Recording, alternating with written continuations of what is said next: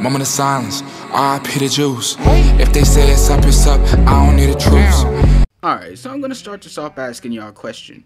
Do you believe in miracles? Yeah. Well, I sure hope you do, because after a whole year since its announcement, a resurfacing Drake beef, and 3 live shows, we finally got Donda by Kanye West. And I'm not joking, my nigga, like, it's actually there.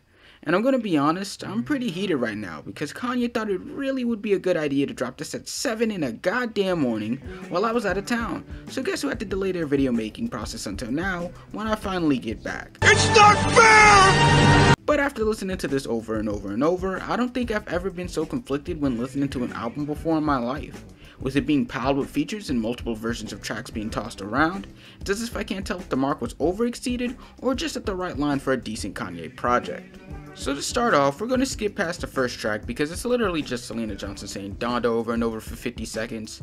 But moving along, we're given this electric guitar-led track called Jail featuring Jay-Z, signifying a reunion of the two and nodding at a possible Watch the Throne 2, which I know damn well won't happen, but I can dream, right?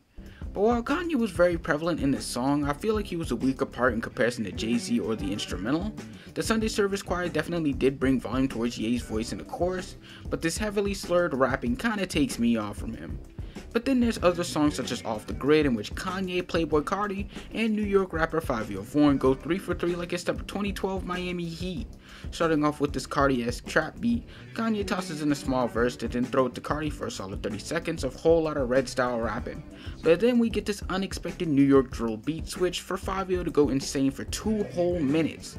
I think this song was just great not just for Fivio, but for New York drill in general, because the influence Kanye definitely helps, puts guys like him on the map, and gives a whole new light towards hip-hop's harshest scene. But as for the production, with assistance from longtime producer Mike Dean, who definitely wasn't being held hostage, this album has some hits or misses for me, but for the most part, it was still pretty solid. When watching the live events, the different versions of certain songs were either cut a bit short, extended, or has a different beat than what was heard before. A prime example of this would be Praise God, in which we initially heard the song just be Travis Scott and Baby Keem, but some of Travis's parts had to be switched out with Kanye singing them instead, and Baby Keem's part having to be extended, which I actually did like, because while his original and shorter verse was hard, this longer and higher pitched version was just icing on the cake to a Kanye verse that I wasn't really feeling personally. But other than that, this album was fairly mixed and had solid features to back Kanye up, especially when it felt like he was lacking behind in certain parts.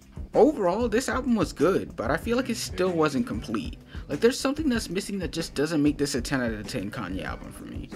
I mean, the main issues I would have is the track assortment and length.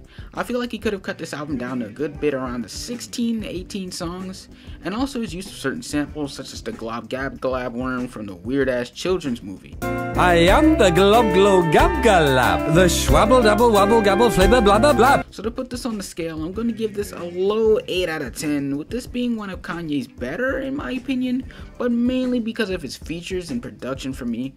But don't kill me, please, don't kill me. How did you guys feel about the album? Did you think that it lived up to the hype? What do you think Kanye's next chapter will lead him with in his career? Let me know down in the comments while liking and subscribing. Make sure to follow my IG and Twitter. And if you like the illustrations used in this video, make sure to follow the artist because she's dope.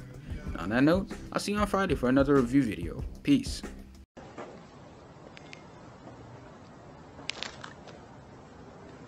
Hey, good morning, Kanye. Shut the